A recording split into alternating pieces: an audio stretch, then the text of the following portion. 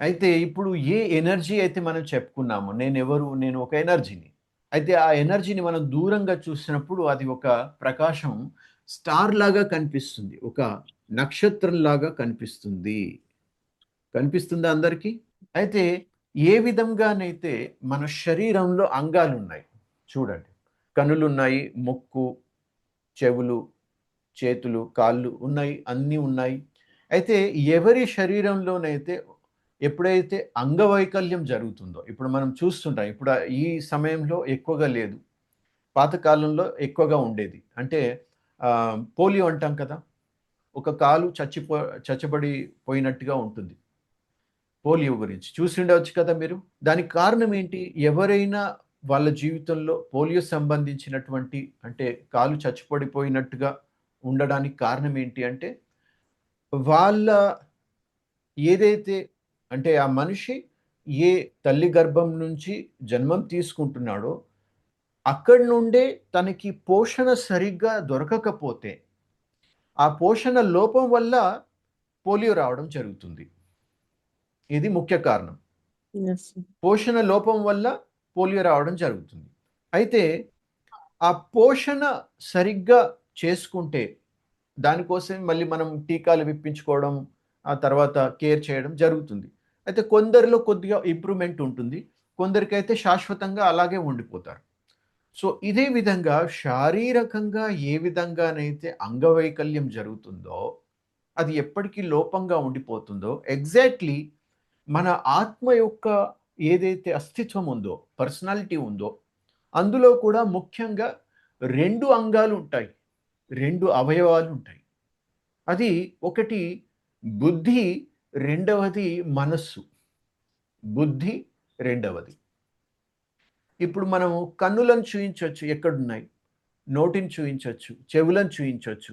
నేను మిమ్మల్ని అడిగాననుకోండి, మీ మనసు ఎక్కడ ఉంది చూయించండి. చూయించగలుగుతారా? ఎ ఎందుకని? కనిపించదు కాబట్టి. కానీ ఆ మనసుందా లేదా మీ వద్ద? ఉంది. కదా! బుద్ధి ఉందా లేదా? ఉంది. అంటే 2 అవయవాలు మనమందరి వద్ద ఉన్నాయి. కానీ అది ఎక్కడ ఉందో తెలియదు. ఎందుకు అంటే, మనకు మన అస్తిత్వం గురించి రియల్ నాలెడ్జే లేదు. నేను ఎవరు అనేటువంటిది. ఇన్ని రోజుల వరకు మనం శరీరమే అనుకుంటున్నాం. ఫిజికల్ బాడీ అనుకుంటున్నాం. అందుకని ఈ నాలెడ్జ్ లేకపోవడం వల్ల నేను ఒక ఆత్మనని, మరియు ఆత్మ యొక్క అస్తిత్వం గురించి మనకు స్పష్టత లేకపోవడం వల్ల ఆత్మ ఏ విధంగా ఉంటుంది? ఎలా పనిచేస్తుంది? అనేటువంటిది క్లారిటీ లేకపోవడం వల్ల, దాన్ని ఎలా బ్యాలెన్స్ చేసుకోవాలి? దానికి పోషణను ఎలా ఇవ్వాలి? అనే దాని గురించి కూడా మనకు అజ్ఞానం ఉండడం వల్ల, మనం లోపల బ్యాలెన్స్ చేసుకోలేకపోతున్నాం. ఏ విధంగానైతే శరీరానికి అంగాలున్నాయో, అదే విధంగా మన సూక్ష్మమైనటువంటి ఆత్మకి కూడా అంగాలున్నాయి. అందులో ముఖ్యమైనటువంటి అంగాలు, అవయవాలు ఏంటి చెప్పండి?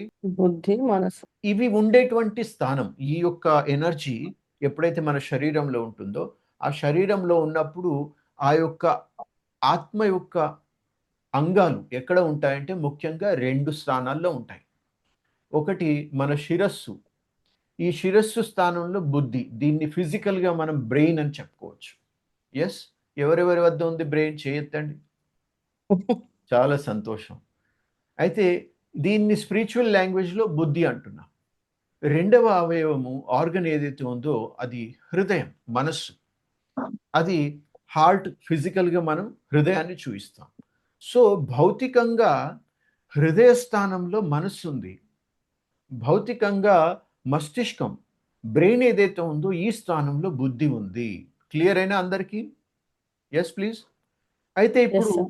ఈ శ్లోకం అనుసారంగా ఏ శ్లోకాన్నైతే మనం ఆధారంగా తీసుకొని అర్థం చేసుకున్నామో, ధ్యాయతో విషయాన్ పుంసః ఎంతగా మనం విషయ జగత్తు గురించి ఆలోచిస్తూ ఉంటామో, అంతగా నెమ్మదిగా బుద్ధి నశిస్తుంది అని చెప్పేసి ఈ శ్లోకంలో స్పష్టం చేసుకున్నాం. Yes or no?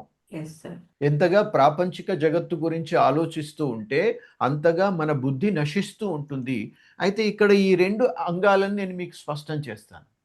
ఆత్మ యొక్క అవయవాలు 2 ఎలా ఉన్నాయి నేను మీకు స్పష్టం చేస్తాను. ఇది ఒక అద్భుతమైనటువంటి రహస్యం. చూడండి. నక్షత్రాన్ని నేను 2గా విడదీస్తాను. రెండుగా విడదీసినప్పుడు ఈ విధంగా రెండు త్రికోణాలు వస్తాయి. కనిపిస్తుందా? ఎస్. Yes sir, yes. పైన ఒక త్రికోణం, కింద ఒక త్రికోణం. పైన ఉన్నది మనం ఏం చెప్పుకున్నాం? ఇంటలెక్ట్, బుద్ధి. కింద ఉన్నది మైండ్, మనస్సు. మనందరి వద్ద ఇవి ఉన్నాయి. అయితే ఏమైపోతుంది అంటే మన యొక్క ఈ అవయవం ఏదైతే ఉందో, పైన ఉన్నటువంటి బుద్ధి ఏదైతే ఉందో, అది ఎలాగైతే జన్మం తీసుకుంటూ మృత్యు తీసుకుంటూ ప్రాపంచిక విషయాల్లో మునిగిపోతూ ఆలోచిస్తూ ఆలోచిస్తూ జన్మ జన్మలలో తిరుగుతూ ఉన్నామో, అలా అలా నెమ్మదిగా ఈ బుద్ధి అనేది ఏదైతే ఉందో అది అంగవైకల్యం చెందుతూ పూర్తిగా క్షీణించి చాలా తక్కువ లెవెల్లో మారుతుంది. ఇప్పుడు మన వద్ద అసలు మన జీవితంలో సక్సెస్ కాకపోవడానికి కారణం ఏంటి అని చెప్పుకుంటే కేవలం మన వద్ద బుద్ధి లేకపోవడమే. మన ఎమోషన్స్ని కంట్రోల్ చేయకపోవడానికి కారణం ఏంటి? మన దగ్గర అండర్స్టాండింగ్ పవర్ లేకపోవడమే. మన భావనలు ఎలా నడుస్తున్నాయి, ఆ అండర్స్టాండింగ్ పవర్ లేదు. మనస్సును ఎలా నియంత్రించాలి, ఆ జ్ఞానం, ఆ యొక్క అండర్స్టాండింగ్ లేదు. ఎప్పుడు మనం సరి అయిన నిర్ణయాలు తీసుకోవాలి, ఆ నిర్ణయం తీసుకునేటువంటి డిసిజన్ మేకింగ్ పవర్ లేదు. ఇవన్నీ సంబంధించినవి దేనికి దేనికి సంబంధించినవి? బుద్ధికి, ఇంటలెక్ట్, బుద్ధికి సంబంధించినవి. అయితే ఈ జన్మ జన్మల నుండి మన యొక్క బుద్ధి క్షీణిస్తూ వచ్చింది కాబట్టి సమస్య ఏమైపోయింది అంటే ఇక్కడ ఒక అతిపెద్ద ఇన్బ్యాలెన్స్ ఏర్పడింది. ఆ ఇన్బ్యాలెన్స్ ఏంటి అంటే మనస్సు భాగం చాలా పెద్దగా తయారైంది, బుద్ధి భాగం చాలా చిన్నగా తయారైంది. దీన్నే అసంతులన స్థితి అంటారు. యోగం యొక్క అర్థం ఏంటి అంటే, యోగం యొక్క అర్థం రియల్ మీనింగ్ ఏంటి అంటే బ్యాలెన్స్, సంతులనము. సంతులనము అంటేనే యోగం యొక్క అర్థం. అయితే ఇప్పుడు మన మనస్సు, బుద్ధి ఇవి రెండింటి యొక్క సంతులనం చూసుకున్నప్పుడు ఎలా అయిపోయింది? బుద్ధి పూర్తిగా క్షీణించిపోయింది, మనస్సు పూర్తిగా ప్రబలమైపోయింది. మనస్సు ప్రాపంచిక విషయాలని పట్టుకొని ఉంది. వాటిని విడిపించాలి అంటే మన దగ్గర బుద్ధి లేదు, అండర్స్టాండింగ్ పవర్ లేదు. దేన్ని పట్టుకొని ఉన్నాం, ఎందుకు పట్టుకొని ఉన్నాం, దాన్ని ఎలా విడిచిపెట్టాలి అనేటువంటిది బుద్ధిలో స్పష్టత లేకపోవడం వల్ల, జ్ఞానం లేకపోవడం వల్ల మనసు ఆ ప్రాపంచిక విషయాల్లో అలా చిక్కుకొని ఉంది. నిరంతరం ధ్యానం చేస్తూ వాటిని అనుభవిస్తూ ఇంకా చిక్కుముళ్ళను తయారు చేసుకుంటూ ఉంది. స్వామి వివేకానంద చాలా మంచి విషయం చెప్తారు. ఏంటి అంటే మనిషి యొక్క ఆలోచనలు, మాటలు, నిర్ణయాలు, భావనలు ఒక సన్నని శక్తివంతమైనటువంటి తాళ్ళలాగా ఉంటాయి. ఏం విన్నారు చెప్పండి? సమత గారు ఏం విన్నారు? మనిషి యొక్క మాటలు, నిర్ణయాలు ఒక సన్నని తాడులాగా ఉంటాయని చెప్పారు. ఎస్. జినిత్ గారు వింటున్నారా? సార్, వింటున్నాను. ఏం విన్నారు చెప్పండి? మనిషి యొక్క ఆలోచనలు, మాటలు, చేతలు అన్ని కూడా ఒక సన్నని తాడులాగా ఉంటాయని చెప్పేసి అన్నారు. ఆ, స్వామి వివేకానంద ఏమంటాడు అంటే మనిషి యొక్క ఆలోచనలు, మాటలు, నిర్ణయాలు, భావనలు అవి ఒక కనిపించని తాళ్ళలాగా, చాలా శక్తివంతమైనటువంటి తాళ్ళలాగా ఉంటాయి.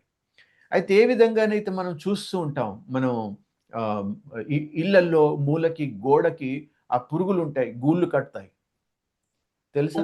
సాలెపురుగు అంటాం కదా మనం. అయితే అది ఏం చేస్తుంది అంటే అది జాలి తయారు చేస్తుంది. ఆ జాలి తయారు చేసి అందులోనే చిక్కుకొని అందులోనే మరణిస్తుంది. సో అదే విధంగా మనిషి ఏం చేస్తాడు అంటే తన ఆలోచనలు అనేటువంటి ఆ యొక్క సన్నని తాళ్ళతో, శక్తివంతమైనటువంటి తాళ్ళతో తను ఒక జాలి తయారు చేసుకొని అందులోనే చిక్కుకొని అందులోనే మరణిస్తాడు. స్పష్టమవుతుందా? రాజుగారు ఏం విన్నారు చెప్పండి? ఈ సాలెపురుగు ఉంది కదా సార్, సారీ. Spider man. అది ఆ. ఏదైతే మనకు జాలి అల్లుతూ ఉంటుంది, అది మళ్ళీ దాంట్లోనే చిక్కుకొని, అంటే దాని నుంచే బయటకు వస్తాయి దారాలు, మళ్ళీ ఎస్. దాంట్లో అల్లుకొని దాంట్లో చిక్కి చనిపోతుంది. అవును. సో ఆలోచించండి ఈ ఇక్కడ. ఈ ఆలోచనలు కూడా అంతే. Yes sir. ఎస్. మన ఆలోచనలు కూడా, ఎమోషన్స్ కూడా అంతే. ఎక్కడైతే మన వద్ద బుద్ధి లేదు, ఎందుకు ఆలోచిస్తున్నామో తెలియదు. మనసులో ఒత్తిడికి సంబంధించినటువంటి ఆలోచనలు వస్తున్నాయి, భయానికి సంబంధించినటువంటి ఆలోచనలు వస్తున్నాయి, అసురక్షితంగా ఉండేటువంటి ఇన్ఫీరియారిటీ కాంప్లెక్స్ సంబంధించినటువంటి ఎంగ్జైటీ, డిప్రెషన్, ఇవన్నీ కూడా ఆలోచనలు నడుస్తూనే ఉన్నాయి, నడుస్తూనే ఉన్నాయి, నడుస్తూనే, వాటిపైన నియంత్రణనే లేదు. ఎందుకంటే నియంత్రించే శక్తి క్షీణించిపోయింది బుద్ధి.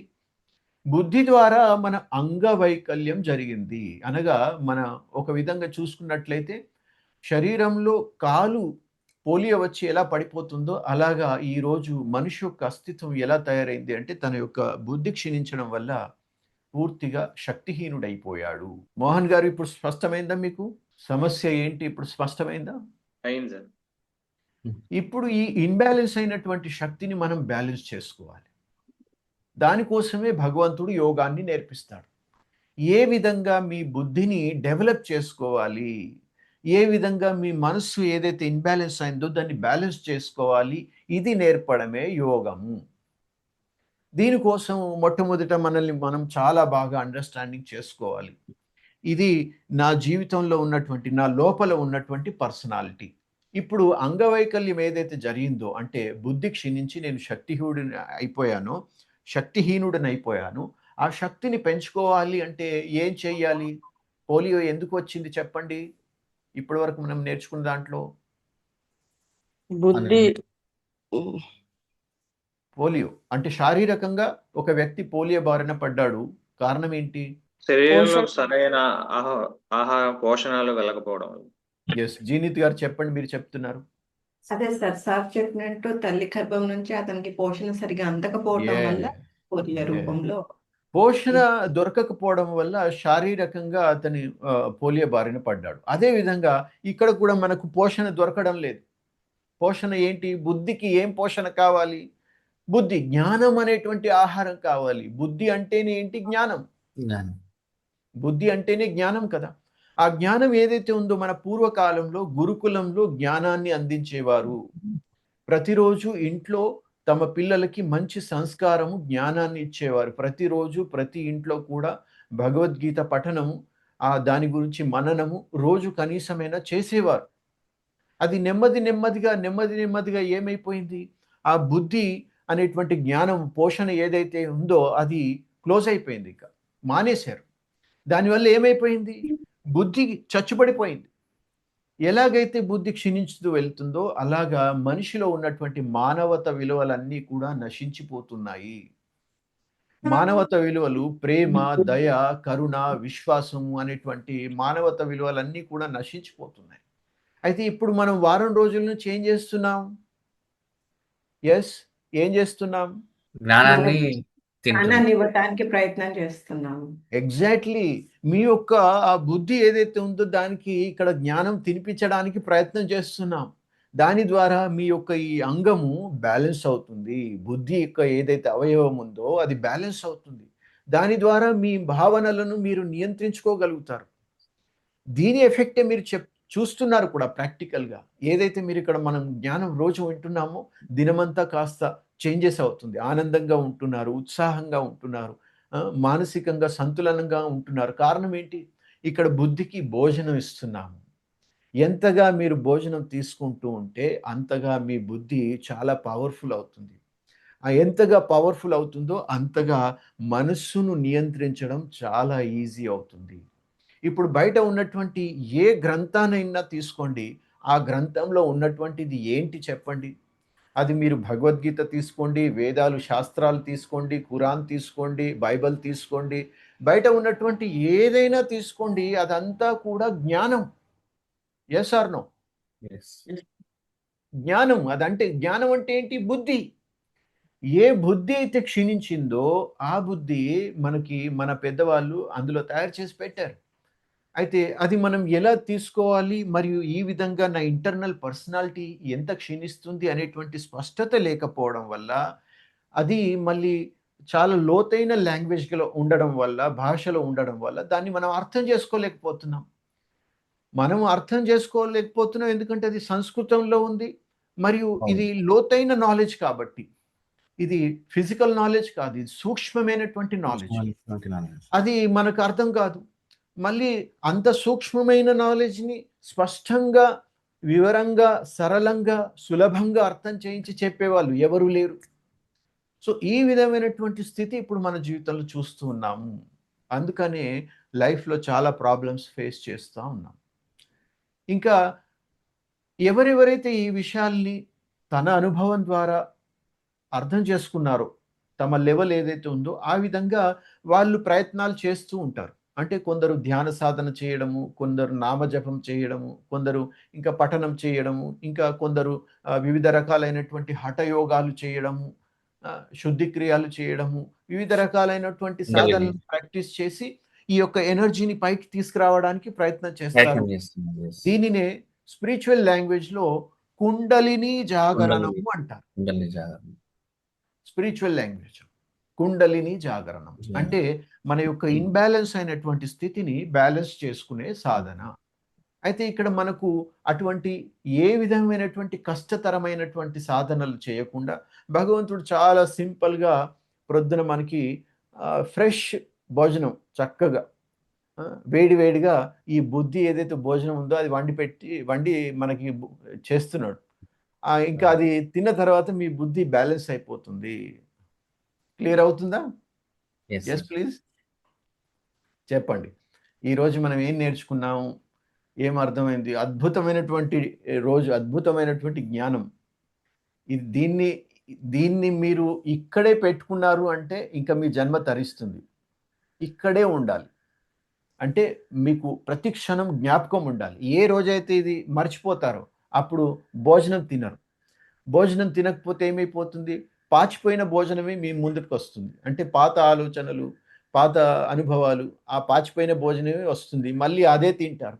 అదే తిన్న తర్వాత బుద్ధి ఇంకా రోగాల బారిన పడుతుంది. ఇంకా మీరు బలహీనమైపోతారు. సమస్యలు మీ జీవితంలో చాలా పెద్దగా పెరుగుతాయి. జీనత్ గారు చెప్పండి.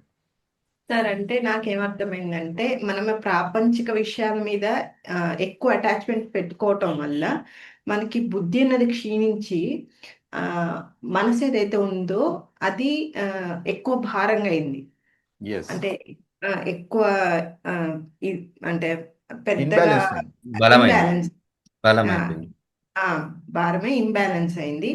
అదే స్థితిలో మనం చనిపోతే ఇంకా తర్వాత జన్మలు కూడా అట్లాగే ఉంటున్నాం ఎస్ మనం. ఏ వాసనలు వచ్చేస్తాయి. కాకుండా ఎప్పుడైతే రెండింటిని బ్యాలెన్స్ చేసుకుని ఉంటామో అప్పుడు మనకి తర్వాత జన్మలో కానీ ఎప్పుడు అదే విధంగా మన తర్వాత జన్మలు ఉంటాయి, మనకు విముక్తి అన్నది దొరుకుతుంది.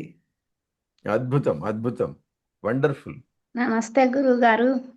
నమస్కారం అమ్మా, చెప్పండి. ఈరోజు మనం 2 టాపిక్లు తీసుకున్నామండి, 2 పాయింట్లు, శరీరం, ఆత్మ. ఎస్ ఈ శరీరం పంచతత్వాల మీద శరీరం నడుస్తుంది.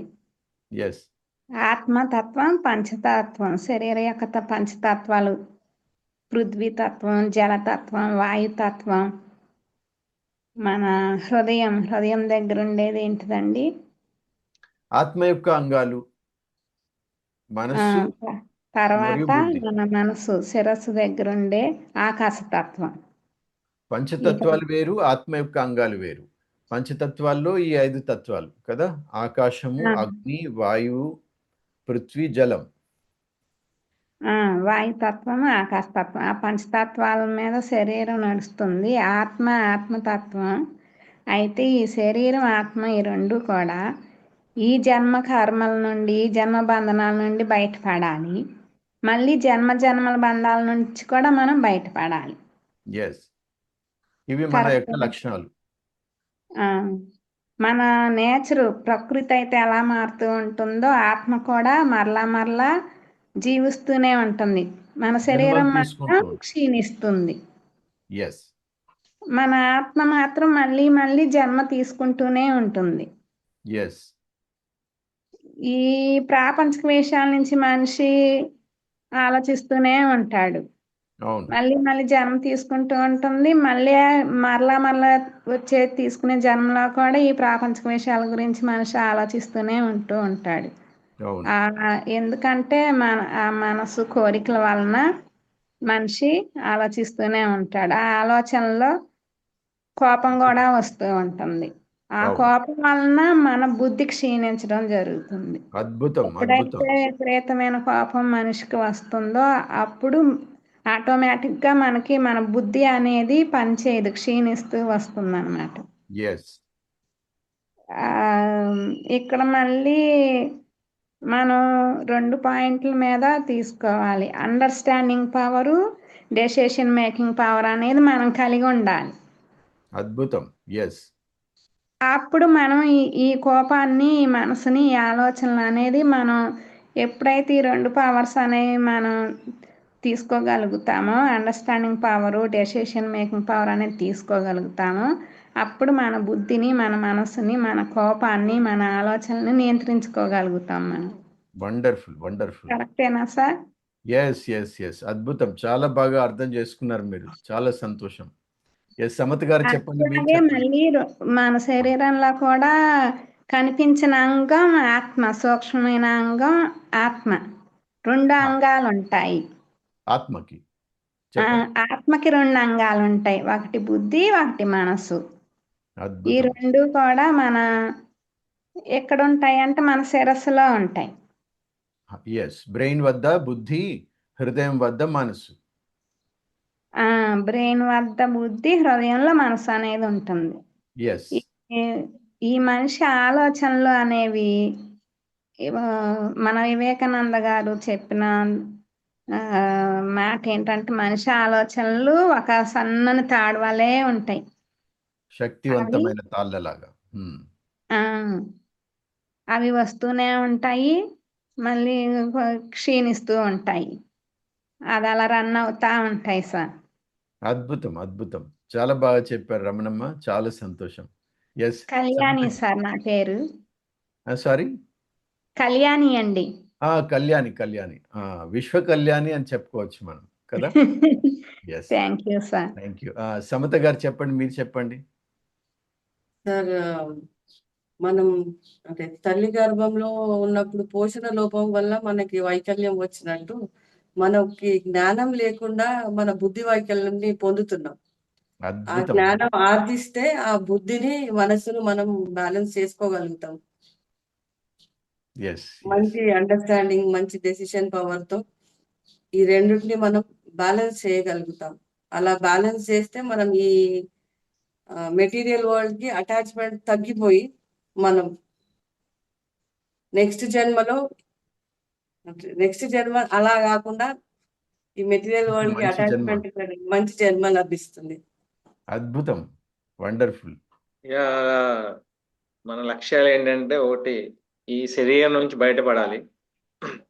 అలాగే ఈ జన్మల నుంచి కూడా మళ్ళీ ఇంకొక జన్మ అంటూ లేకుండా వీలైతే ఈ జన్మలోనే, కుదరకపోతే నెక్స్ట్ జన్మలోనే ఖచ్చితంగా బయటపడాలి ఈ యొక్క సైకిల్ నుంచి. సూపర్. ఎస్.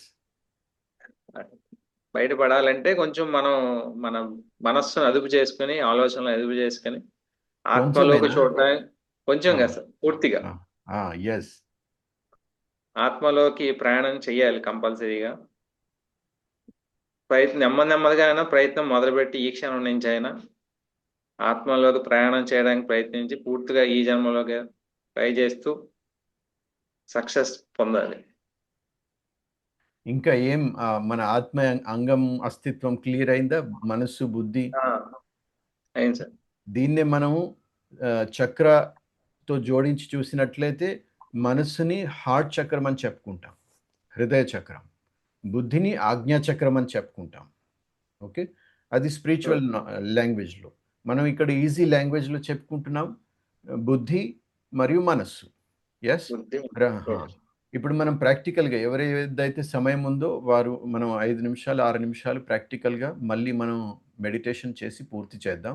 ఎవరికైతే సమయం లేదో వాళ్ళు వెళ్ళవచ్చు, నో ప్రాబ్లం. సమయం ఉన్న వాళ్ళు రికార్డింగ్ నాకు రాలేదు సార్. అది సారీ, రికార్డింగ్ నాకు రాలేదు సార్. ఎస్టర్డే రికార్డింగ్ పెట్టాన్నారు కదా.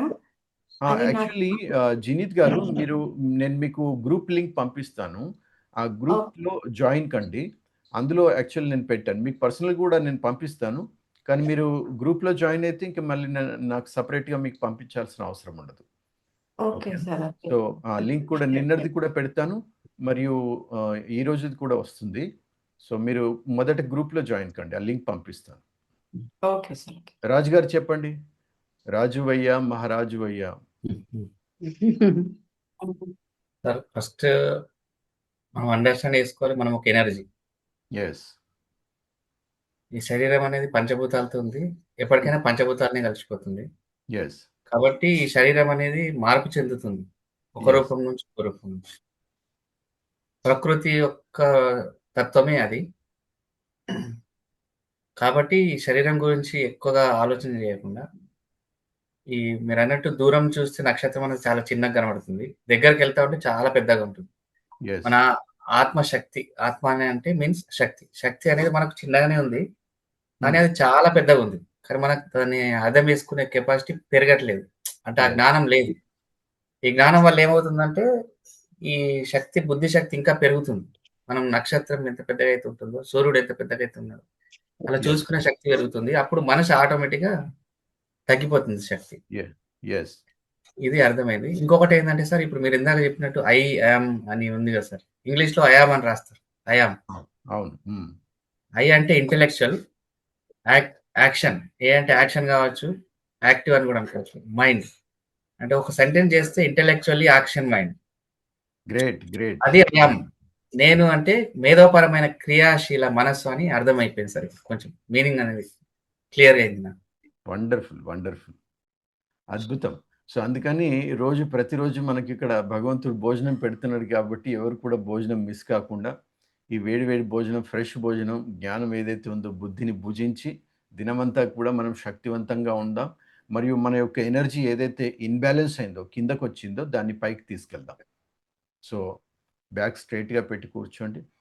ఇప్పుడు మనం ఏం చేస్తున్నాం, నిన్న కూడా మనం అదే చేసాం. మన ధ్యాస ఏదైతే ఉందో కాళ్ళ నుండి నెమ్మదిగా పైకి తీసుకొచ్చి మన బుద్ధి స్థానంలోకి తీసుకొచ్చి ఇక్కడ పెట్టుకుంటున్నాం.